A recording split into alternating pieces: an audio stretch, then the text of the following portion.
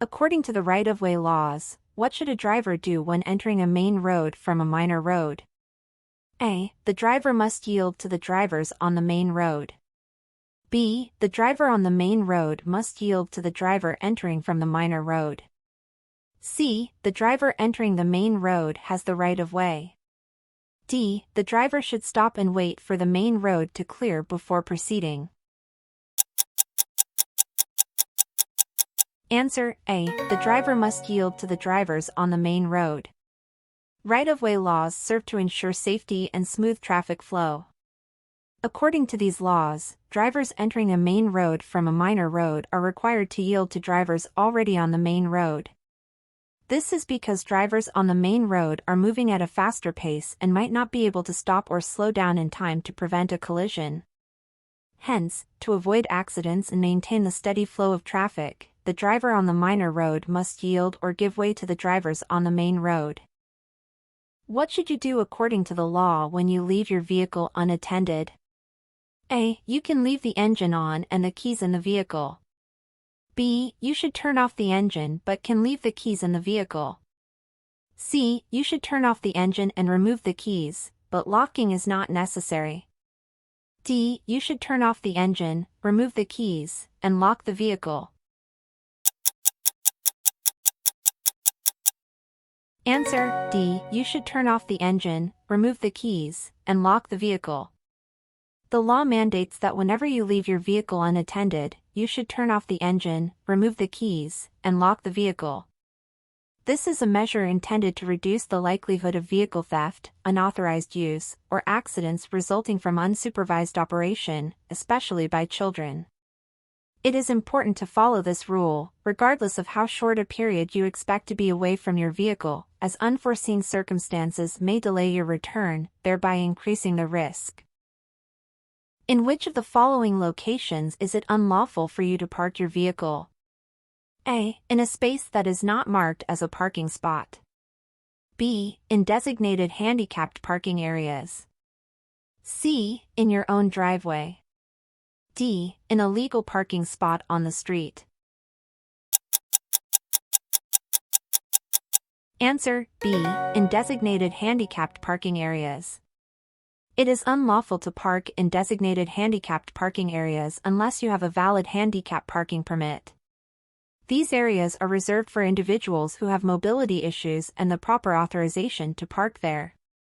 Unauthorized parking in these areas could result in fines and penalties as it can cause inconvenience to those who genuinely need these spaces.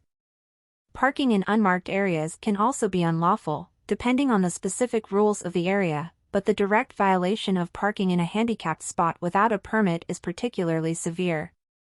Parking in one's own driveway or in a legal street parking spot is generally lawful. Which of the following is not considered part of seeing well as a driver? A. Having clean windows and mirrors. B. Checking the radio station frequently. C. Adjusting your seat belts, and mirrors for optimal visibility. D. Wearing corrective lenses if required for your vision. Answer B. Checking the radio station frequently. Seeing well while driving involves various actions to ensure optimal visibility and situational awareness. This includes knowing where to look, maintaining a clear view, looking ahead, having clean windows and mirrors, taking in the whole scene, looking to the side, adjusting your seat and mirrors for better visibility, looking behind, checking the speedometer regularly, ensuring good visibility at night, backing carefully, and wearing corrective lenses if required. These practices collectively ensure safety while driving. According to safe driving practices, where should a driver focus their vision to avoid last-second moves? A. Directly at the road in front of the vehicle. B. At the dashboard and instrument cluster. C. At the rearview mirror constantly. D. Far enough ahead to anticipate potential road situations. Answer D. Far enough ahead to anticipate potential road situations. One of the key aspects of safe driving is looking far enough ahead to see and anticipate potential road situations. This practice allows drivers to have enough time to react to changing traffic conditions, obstacles, or unexpected incidents, reducing the need for last-second maneuvers which can lead to accidents. What does looking ahead mean in the context of safe driving? A. Staring fixedly at the middle of the road. B. Only focusing on the vehicle in front of you. C. Taking in the entire scene, including the sides of the road. D. Watching the horizon in the distance. Answer: C. Taking in the entire scene, including the sides of the road. Looking ahead in safe driving doesn't just mean staring at the middle of the road or the vehicle directly in front of you. It means scanning the entire environment around your vehicle, including the sides of the road. This practice helps drivers to notice potential hazards, pedestrians, cyclists, other vehicles, road signs, and signals. It gives drivers a broader understanding of their surroundings and potential changes in the traffic scenario, thus allowing them to react appropriately and in time. Therefore, looking ahead should encompass a holistic view of the road scene to ensure the highest level of safety while driving. What is a recommended safety rule when you approach an intersection? A. You should only look to the right before pulling out. B. You should take one more look to the left before pulling out. C. You should pull out without stopping to maintain the flow of traffic. D. You don't need to look in any direction as other drivers will yield to you. Answer: B. You should take one more look to the left before pulling out. The first rule of thumb is to look both ways, to the left and to the right. Start by looking to the left since vehicles coming from this direction are closer to you and thus pose an immediate potential hazard. Next, look to the right to ensure that there are no oncoming vehicles from that side as well. After checking both sides, it's important to take another look to the left before pulling out. This second glance serves as an additional precaution to catch any vehicle, pedestrian, or cyclist you might have missed in your initial assessment. Finally, while traffic signals are integral to road safety, they should not be solely relied upon. Signals can malfunction, or other drivers may disregard them, which can lead to potential accidents. Therefore, independent observation and cautious judgment are crucial when navigating intersections. Always ensure it's safe to proceed, regardless of the indications provided by traffic signals. What should you be cautious of when turning a corner at a green light? A. Ignore pedestrians as they will wait for you to pass. B. Watch for people who are about to cross the street you are turning into. C. Accelerate quickly to complete the turn before pedestrians start crossing. D. Assume the light is red for pedestrians and proceed without caution. Answer: B. Watch for people who are about to cross the street you are turning into. When turning a corner, especially when you have a green light, it's important to be vigilant for pedestrians who may be about to cross the street you're turning into. Remember, if your light is green, it's likely the walk signal for pedestrians crossing the street is also green. This means pedestrians could be in the crosswalk, and as a driver, it's your responsibility to yield to them. Where should you stop your vehicle at a stoplight or sign according to traffic laws? A. Stop not more than 10 feet from the crosswalk. B. Stop more than 5 feet from the crosswalk. C. Stop right in the middle of the crosswalk. D. Should not stop more than 5 feet from the crosswalk. Answer: D. You should not stop your vehicle more than 5 feet from the crosswalk.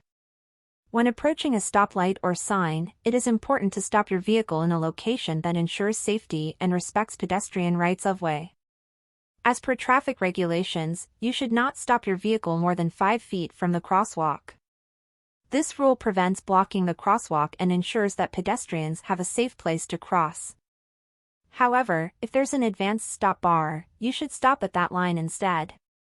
The advanced stop bar is painted on the road to guide drivers where to stop, typically further back from the crosswalk, often to accommodate larger vehicles like buses or to improve visibility at the intersection. What is a recommended practice to maintain a safe distance behind your vehicle and gain a complete picture of the traffic situation? A. Ignore the traffic behind you and focus only on the traffic ahead. B. Check the traffic behind you once every few minutes. C. Check the traffic behind you several times a minute. D. Rely solely on your vehicle's rear sensors to monitor the traffic behind you. Answer: C. Check the traffic behind you several times a minute. This can help you anticipate potential hazards and adjust your driving accordingly to maintain a safe distance. One effective practice is to check the traffic behind you several times a minute. This will not only allow you to keep a check on the following distance of the vehicle behind you, but it also provides a complete picture of the traffic situation around you. What is the recommended action when you find yourself driving in another vehicle's blind spot? A. Remain in the blind spot as the other driver should be checking it regularly. B. Either speed up or drop back to avoid remaining in the blind spot. C. Flash your lights to alert the other driver of your presence in their blind spot. D. Honk your horn continuously until the other driver acknowledges you. Answer: B. Either speed up or drop back to avoid remaining in the blind spot. When you find yourself driving in another vehicle's blind spot, the safest action is to either speed up or drop back. This strategy aims to move your vehicle out of the zone that might not be easily visible to the other driver. Lingering in another vehicle's blind spot can be dangerous because the other driver may not see your vehicle when they try to change lanes or turn. Therefore, by adjusting your speed to exit the blind spot, you enhance road safety by reducing the chances of a collision. What precautions should you take before backing your vehicle? A. Check the rearview mirror only. B. Honk the horn before moving. C. Check behind your vehicle physically before you get in. D. Rely solely on your backup camera. Answer: C. Check behind your vehicle physically before you get in. Backing up a vehicle indeed requires extra caution due to limited visibility behind your vehicle. One crucial precaution is to physically check behind your vehicle before you even get in. This ensures that there are no obstructions, people, pets, or other hazards behind your vehicle that might not be visible from the driver's seat or in the mirrors. While rearview mirrors and backup cameras can assist with this, they may not provide a complete view or might have blind spots. What is a recommended maintenance tip for drivers, particularly for those who smoke? A. Clean the exterior of your windows frequently. B. Clean the inside of your windows occasionally. C. Clean the inside of your windows frequently, especially if you smoke. D. There's no need to clean the windows frequently if you have an air purifier in the car. Answer: C. Clean the inside of your windows frequently, especially if you smoke. Maintaining good visibility is crucial for safe driving. One way to ensure this is by keeping your car windows clean, both on the inside and outside. For those who smoke, it is particularly important to clean the inside of the windows frequently, as smoke can leave a residue on the windows that can impair visibility, especially when it builds up over time.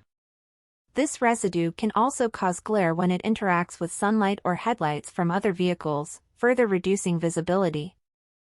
What should you do if an oncoming vehicle's lights remain on high beam? A. Stare directly at the oncoming high beams to show your disapproval. B. Flash your high beams repeatedly to signal the other driver. C. Dim your lights and look toward the right side of the road. D. Turn off your lights completely to avoid light pollution. Answer: C. Dim your lights and look toward the right side of the road. Encountering an oncoming vehicle with high beams can be blinding and dangerous. In such situations, it's recommended to dim your own lights and look towards the right side of the road. This helps prevent being blinded by the other vehicle's high beams and maintains your visibility of the road. Staring directly at the high beams can temporarily impair your vision, and flashing your high beams may further impair the oncoming driver's vision. Turning off your lights is not recommended as this could make your vehicle invisible to other drivers, leading to a potentially dangerous situation. What should individuals who are restricted to wearing corrective lenses remember while driving at night? A. Always wear dark glasses or tinted contact lenses to reduce glare. B. Avoid using dark glasses or tinted contact lenses. C. Use night vision goggles for better sight. D. Remove corrective lenses while driving at night to prevent reflections. Answer B. Avoid using dark glasses or tinted contact lenses. For individuals who need corrective lenses, it's crucial to ensure these aids do not hinder visibility, particularly when driving at night. Dark glasses or tinted contact lenses can significantly reduce the amount of light reaching your eyes, making it harder to see in low-light conditions such as nighttime. These lenses are designed to reduce glare in bright sunlight, but at night, they can cut down the already limited light, impairing your ability to see clearly and react to road conditions or hazards. What should you do to make your vehicle more visible to other drivers on rainy, snowy, foggy, or cloudy days? A. Turn on your high-beam headlights. B. Rely on the natural daylight and do not use headlights. C. Use your hazard lights continuously. D. Use your low-beam headlights, even during daytime. Answer D. Use your low-beam headlights, even during daytime. During inclement weather conditions such as rain, snow, fog, or even on cloudy days, visibility can be significantly reduced. This can make it difficult for other drivers to see your vehicle. In these situations, using your low-beam headlights, even during the day, can significantly increase your vehicle's visibility to other drivers. High-beam headlights, on the other hand, can cause glare and reduce visibility for oncoming drivers or those ahead of you in the same direction, especially in foggy conditions. While hazard lights can make your vehicle more visible, they should generally be used to indicate a hazard or emergency, not for driving in poor weather conditions. When should you give your horn a gentle tap while driving? A. Whenever you pass another vehicle. B. When approaching a place where you cannot see what is ahead. C. Continuously, to let other drivers know you're on the road. D. Only when another driver is violating traffic rules. Answer B. When approaching a place where you cannot see what is ahead. The horn is an important tool for communicating with other drivers and should be used appropriately to prevent accidents. One such situation is when you're approaching a place where you cannot see what's ahead, such as a steep hill or a sharp curve. Giving a gentle tap on the horn can alert other drivers or pedestrians that might be on the other side, reducing the risk of a collision. What should you do with your horn if you perceive a real danger while driving? A. Give a gentle tap. B. Honk continuously until the danger is past. C. Sound a sharp blast. D. Do not use the horn, to avoid startling other drivers. Answer C. Sound a sharp blast. In situations where there is a real and immediate danger, it's recommended to sound a sharp blast on your horn. This urgent signal serves to alert other drivers, pedestrians, or cyclists of the impending danger. A sharp blast is more attention-grabbing and conveys urgency more than a gentle tap. However, it's important to use this sound judiciously and only when necessary, as misuse can lead to confusion or unnecessary alarm on the road. What should you do if you have mechanical trouble and must stop, but do not have emergency flares? A. Leave the vehicle in its position and wait for help. B. Wave traffic around your vehicle using a white cloth flag or a piece of clothing. C. Push your vehicle off the road by yourself. D. Stand in the middle of the road and direct traffic. Answer B. Wave traffic around your vehicle using a white cloth flag or a piece of clothing. If your vehicle breaks down and you don't have emergency flares, the safest course of action is to stand off the roadway and wave traffic around your vehicle. This can be done using a white cloth flag or a piece of clothing. The white color is universally recognized as a sign of distress and will draw attention to your situation. When should you signal while driving? A. Only when there are other vehicles around. B. Only when changing lanes on a highway. C. Every time you change direction, even when you do not see anyone else around. D. You don't need to signal if you are making a right turn. Answer: C. Every time you change direction, even when you do not see anyone else around. Using your vehicle's signal lights is an essential part of safe driving. You should always signal when you are changing direction. This includes turning, changing lanes, or merging onto a roadway. This is true even if you do not see anyone else around. What should you be aware of when driving near farm, construction, and animal-drawn vehicles? A. Ignore any hand signals from these vehicles as they are not relevant. B. Watch for hand signals from these vehicles, as they may not have mechanical signals. C. Honk your horn continuously to alert them of your presence. D. Speed up to pass these vehicles as quickly as possible. Answer: B. Watch for hand signals from these vehicles, as they may not have mechanical signals. Farm, construction, and animal-drawn vehicles may not be equipped with mechanical turn signals or brake lights that are standard in modern vehicles. As such, operators of these vehicles often use hand signals to indicate their intentions to turn, stop, or slow down. Being aware of these signals and understanding what they mean is important for maintaining safety on the road. It's important to slow down and give these vehicles plenty of space, and to pay close attention to any hand signals from the driver. What should you do if you are going to stop or slow down at a place where another driver may not expect it? A. Turn on your hazard lights to indicate you are slowing down. B. Honk your horn to alert the other driver. C. Tap your brake pedal as a warning. D. Do nothing. It's the responsibility of the driver behind you to react. Answer: C. Tap your brake pedal as a warning. Your brake lights indicate to drivers behind you that you are slowing down, but they don't show the extent or suddenness of your deceleration. If you are going to slow down or stop unexpectedly, it's a good idea to tap your brake pedal as a warning.